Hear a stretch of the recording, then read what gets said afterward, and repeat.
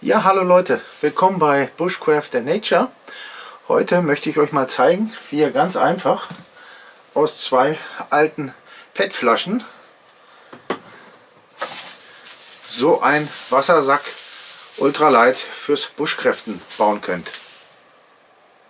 Im Einführungsvideo habt ihr ja schon gesehen, wozu ich diesen Wassersack hier verwende.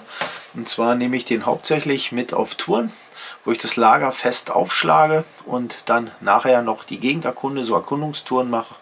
Und da wollte ich mir halt die Option offen lassen, auf dem Rückweg noch möglichst viel Wasser mitnehmen zu können mit sehr kleinem Gewicht. Ja, für die Erkundungstouren nehme ich gerne hier diese faltbare Bushcraft-Tasche von Helicon-Tex. Das nennt sich Carry-All Backup. Die ist sehr klein und leicht, die wiegt also nur 146 Gramm. Die zeige ich euch nochmal im separaten Video genauer. Die war ja auch in dem Einführungsvideo. Habt ihr die ja schon gesehen.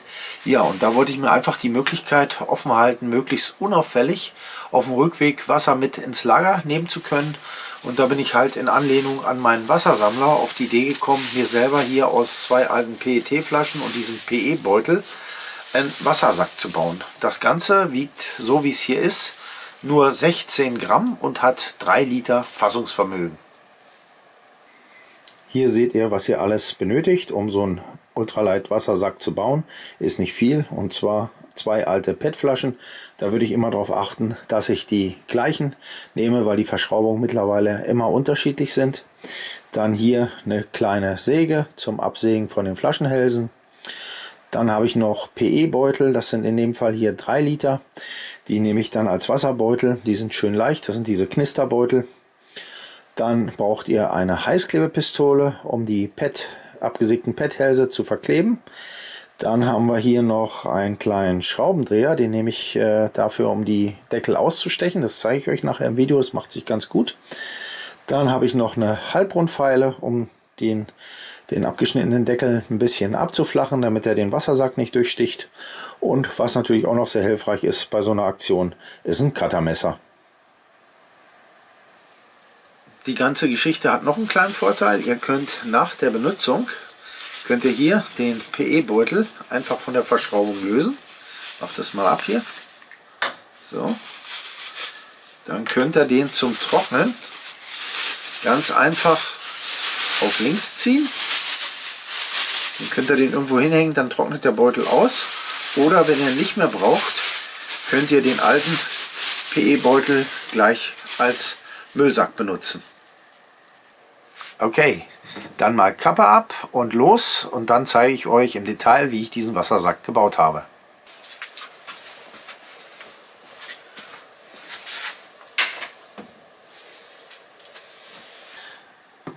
Als erstes nehmen wir uns hier die Flaschen und machen mal hier so ein Ring ab.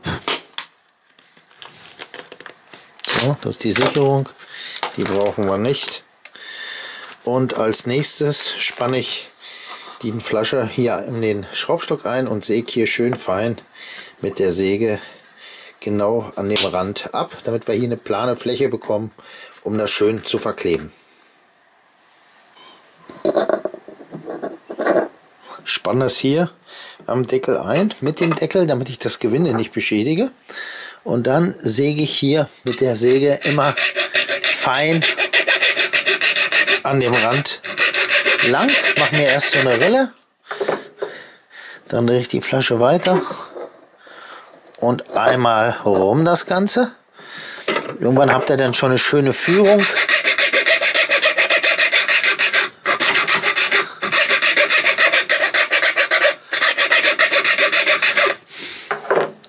Und wieder weiter drehen und so weiter. Und irgendwann seid ihr dann einmal drumherum.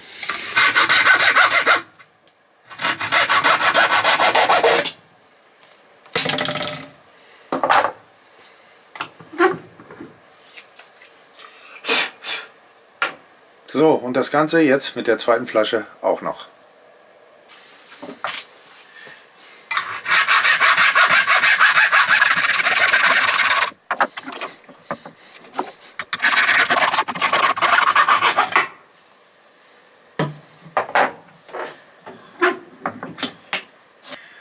So, da haben wir jetzt unsere beiden abgetrennten Gewinde. Und was ich jetzt noch mache, ist hier drin die Kante entgraten und das Ganze hier oben mit der Feile flach anschleifen. Dann hält der Heißkleber nachher besser.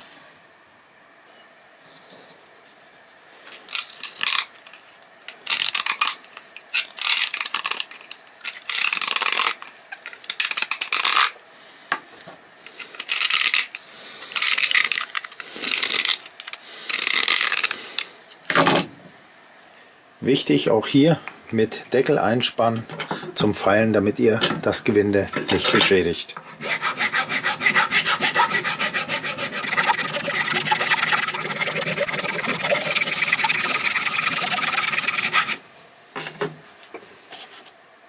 So, jetzt noch mit Schmirgelpapier und schönen Feinschliff,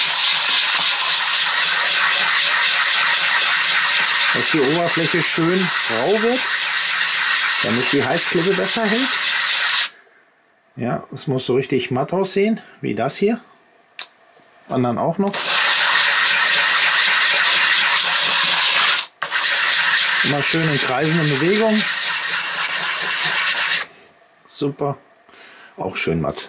Okay, dann können die nachher so zusammengeklebt werden. Wenn ihr das dann schön matt geschliffen habt, könnt ihr natürlich nochmal zusätzlich innen entgraten. Beide. Ja, und dann haben wir das meiste eigentlich auch schon geschafft. Jetzt müssen wir allerdings noch einen Deckel aushöhlen, die eine Seite, weil da muss ja der Kunststoffsack durch. Und da zeige ich euch einen Trick, und zwar hat es hier innen drin, ich weiß nicht, ob man es sieht, ich gehe gleich nochmal mit der Kamera unten dichter ran, da hat es einen Ring und den steche ich auf dem weichen Holz von oben her mit einem kleinen Schraubendreher einfach aus. Um den Deckel auszustechen, lege ich den hier auf ein weiches Holz. Ich habe hier einfach Kiefer und hier innen drin seht ihr schon den Ring, den Dichtring. Und ich steche jetzt einfach mit dem Schraubendreher, hier mit dem kleinen, genau an der Dichtung immer durch, Stück für Stück, und dann bekomme ich genau das Innenteil raus.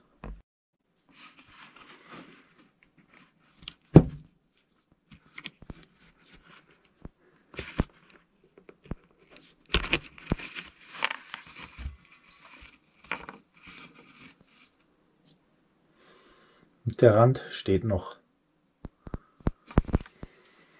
So, jetzt haben wir unser Loch da drin. Hier kann jetzt der Wasserbeutel durch. Jetzt müssen wir bloß noch aufpassen. Hier hat es jetzt wirklich noch richtig scharfe Ecken vom Ausschneiden. Die müssen wir jetzt unbedingt abrunden, weil sonst zerschneidet es den Wassersack. Gerade diese dünnen PE-Beutel. Dazu nehme ich hier so eine kleine Halbrundfeile, irgendwas, was ihr habt, oder Schmirgelpapier. Und das müssen wir jetzt noch schön entgraten, dass das nachher den Wassersack nicht kaputt macht.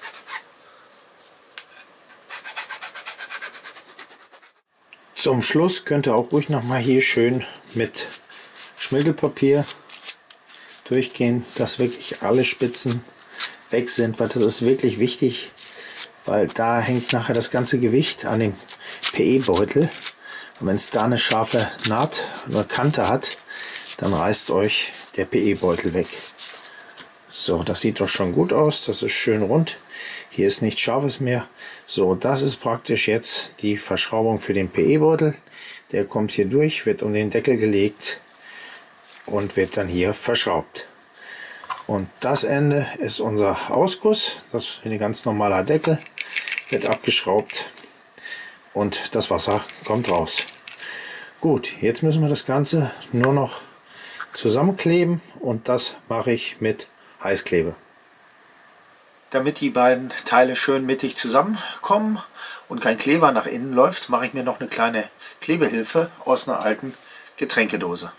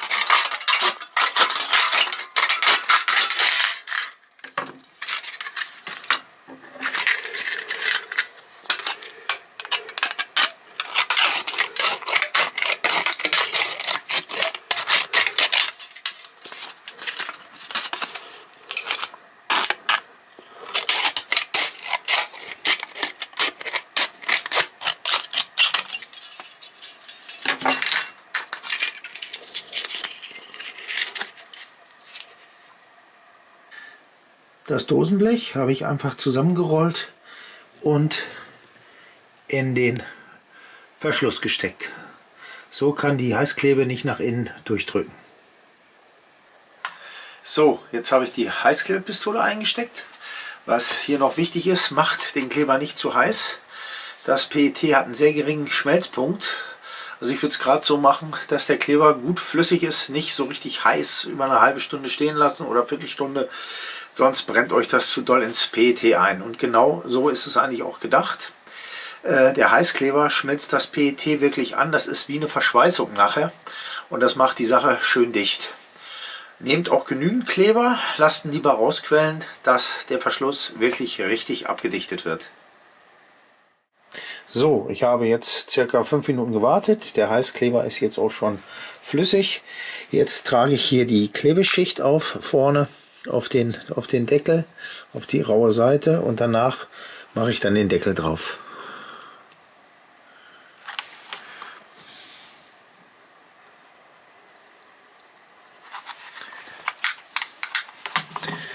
So, und schön pressen. Super, der restliche Kleber quillt raus. Den können wir nachher mit dem Cuttermesser einfach nur noch abschneiden. So, jetzt habe ich das im Moment abkühlen lassen. Jetzt seht ihr, hier ist noch das Blech drin. Hier ist die überflüssige Heißklebe hervorgequollen. Das schneide ich jetzt ab und ziehe das Röhrchen raus. Und dann ist unser Verschluss verklebt.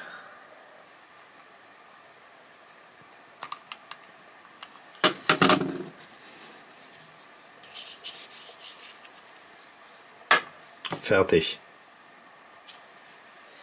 So, jetzt können wir eigentlich schon unseren Verschluss aufdrehen. Und hier hinten braucht es jetzt noch einen PE-Beutel. Ich habe hier, wie gesagt, ich glaube 3 Liter sind es. Die reichen auch völlig aus. Bei meinen hier ist hier halt noch ein Griff dran. Der muss natürlich abgeschnitten werden. Der stört nachher. So, weg.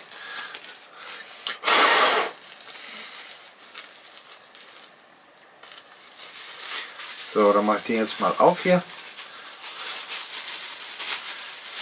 So, und dann nehmen wir uns die obere Kante, legen die so zusammen und dann können wir das hier durch unseren Deckel mit dem Loch machen, falten das um nach außen. So, damit er wirklich einen Durchgang habt, kann man hier nochmal mit dem Finger nachstecken. So, und dann dreht man ganz einfach hier das andere Stück auf.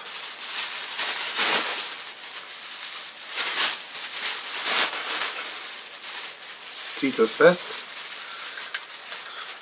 Und schon haben wir unseren Wasserbeutel.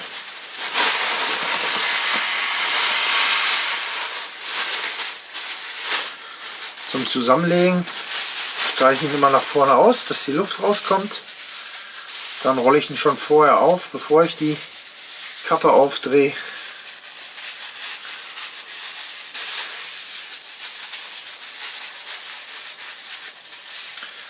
So. Und jetzt noch den Verschluss drauf. Und fertig ist unser ultraleicht Wassersack.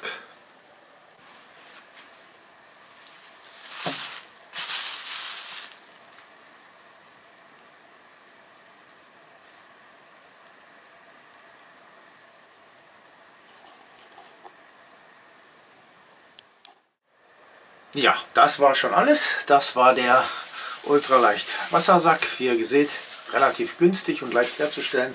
Und in Verbindung mit so einer Bushcraft Umhängetasche habt ihr auch kein Problem, dass euch das irgendwie zu stark ausdehnt oder dass der Beutel platzt. Also ich benutze die dünnen PE-Beutel hier schon ewig. Ich hatte noch nie ein Problem damit. Ja, das war es auch schon zu dem Thema.